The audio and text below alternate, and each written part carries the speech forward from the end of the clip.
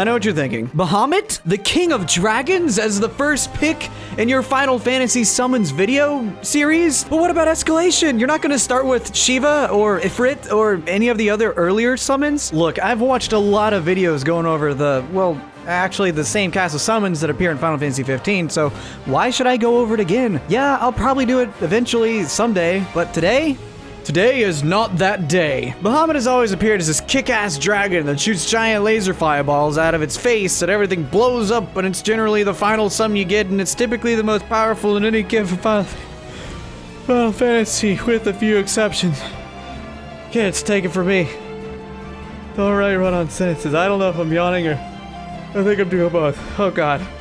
Oh dear god. What is oh god. First, let's start with where the word dragon comes from, because we'll see pretty quick when we get to the research that most of the creatures they describe aren't actually dragons by today's standards. I mean, a giant bull with a fish head doesn't really constitute as a dragon, right? Man, I just made some huge assumptions there. The word dragon doesn't appear until the early 13th century and has Latin roots. From draconum, that means huge serpent, and drakon from Greek, meaning serpent or giant sea fish. I should also point out that when you see the word dragon in biblical or other religious text, it was added in many years after the original text was written, meaning they changed some words around. In order to understand the origins of the Bahamut we know, we actually have to do a bit of traveling all over the world.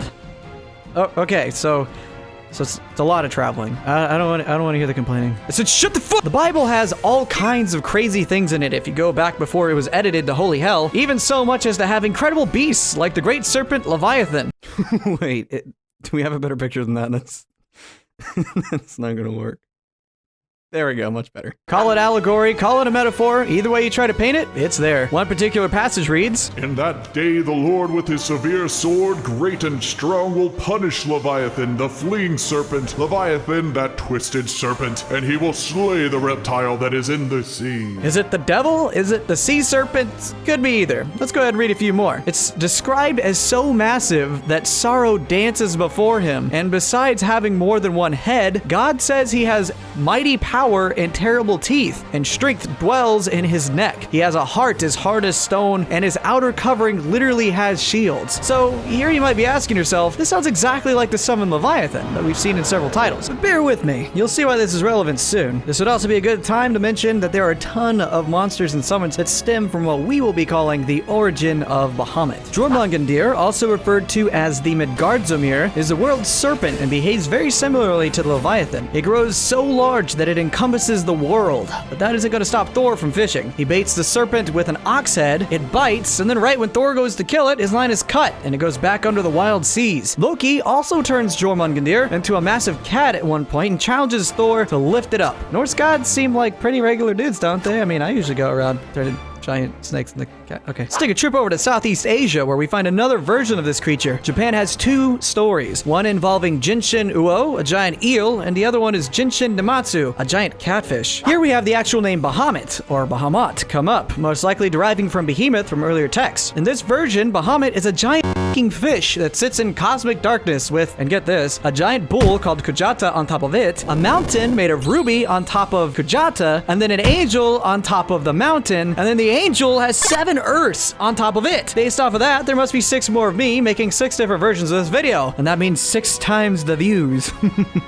We need to link these worlds so we could have like 6 times everything. Let's research. Ow! Shit.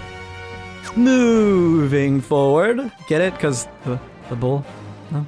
Bahamut is so big that in another Arabic story, Isa, or Jesus, passes out because Bahamut is just so freaking huge. This version has Bahamut as this giant ox with a fish head that's so long that it'd take 3 days to walk from head to tail. God trolls Jesus by asking him if he saw the fish, but all Jesus saw was the bull part, and he only saw it because of his massive size. God knew what he was doing when he asked that, cheeky bastard. Let's take a moment to reflect. So far we have recurring themes that all predate our modern Bahamut. We have the ox, cat, and the bull, all massive land creatures, and then we have serpents and fish, also massive in size. Seems like we have the workings for something, but it doesn't quite add set up to be the king of dragons, right? Let's go ahead and put in the final puzzle piece. Similar to the Bible, there are other mentions that appear later, closer toward the end of the Bible's completion in the 2nd century BCE. Here we have Behemoth, Leviathan, and Z's. Each one is ruler of its habitat. Behemoth belonging to the land, Leviathan to the seas, and Z's the ruler of the birds in the sky. It's as large as the Leviathan and is so tall that its ankles rest upon the earth while its head touches the very sky. If you put all those characteristics together from all the stories and all of the different mythologies, we have a massive, scale-covered, serpent-like creature that rules the sky, land, and sea. So when do we actually hear about the Bahamut as we know it? This part is the part that actually got me the most. All of my research has led to one source. Bahamut, the king of dragons, was actually popularized by the legendary game Dungeons and Dragons. Appearing in 1975 without a name in the campaign world of Greyhawk, he was later listed as Bahamut in the 1977 D&D Monster Manual, described as a massive, sinuous dragon with platinum scales and blue cat-like eyes.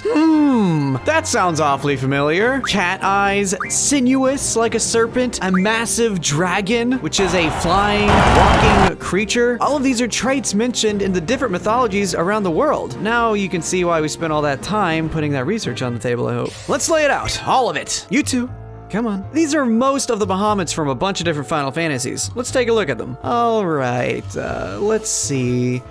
How about we start with the obvious? Earlier versions of Bahamut, Final Fantasies 3 through 6, depict him as more like a serpent than later versions, and you never really see a good angle in the Final Fantasy 1 Bahamut since he's used as a catalyst just to upgrade your job classes, which, by the way, is a pretty good tie-in with the D&D Bahamut being an avatar of the righteous and just, holding a position in lawful good. As far as the color goes, most of these are black, and none of them ever have piercing blue eyes. As a matter of fact, most of them are yellow or red. The closest one we got to being the right color is Bahamut Zero from Final Fantasy 7, but even then, it still has yellow eyeballs. Some of these things are just really weird, like Final Fantasy 13. I think it's a mustache? Is that a mustache? I don't know, you guys see this, it's a mustache, right? Why does it have a mustache? Final Fantasy 7 through 9 Bahamuts went through this weird bat-like dragon phase for whatever reason. Although it is worth mentioning that Final Fantasy 8's Bahamut determines the worth of Squall's party before going with them, determining if he is righteous and true in his plight. It's a very D&D Bahamut-y thing to do right there. Strangely, the Bahamut that, in my opinion, has the greatest ties to the original mythological and biblical source is Final Fantasy X's Bahamut. First of all, his halo is definitely a nod to the halo Jesus always is depicted with on those candles and things like that you'd find at the dollar store. And stained glass stuff, calm down. His accent colors, scarlet, violet, and gold, are royal colors, giving us a sense of regalness as king of the dragons, and possibly a nod to the king of kings, as he was the creator of the giant fish-headed bull beast. Another tie to D&D, he is ever watching and helpful, guiding Titus through most of the game. This Bahamut is very stocky and even sports some serious horns, just like Behemoth. His wings are feather-like and massive, like Z's, and while he isn't very serpent-like at first glance, he does share the same streamlined skull that you'd find in a snake or serpent, something that would need to be aero or possibly hydrodynamic. Am I making a stretch there? Yeah, I guess so. I mean, Bahamut is still a lizard at the end of the day, so it makes sense that their skulls would line up, right? And guys, don't think I'd ever try to sell you on a half-baked idea. This isn't, some other journals. But I would like to...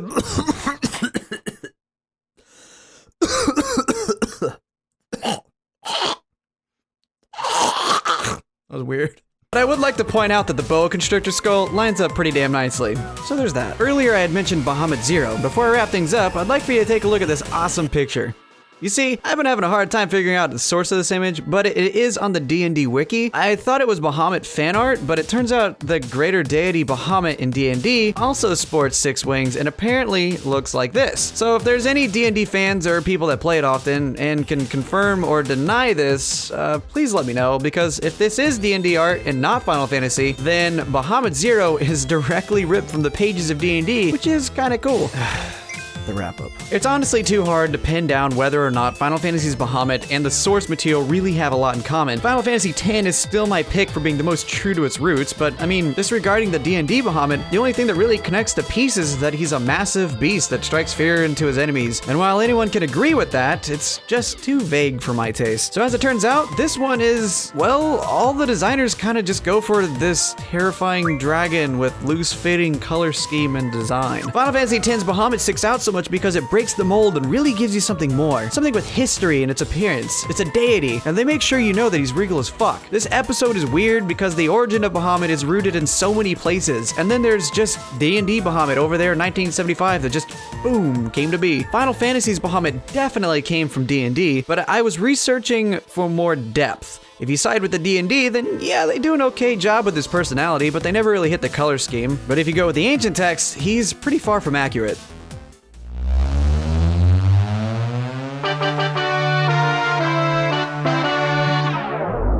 Hey bros, if you enjoyed this video, then smash that like button. No, I could not possibly finish that in good faith. Even if it was mocking the whole thing, I just couldn't, yeah.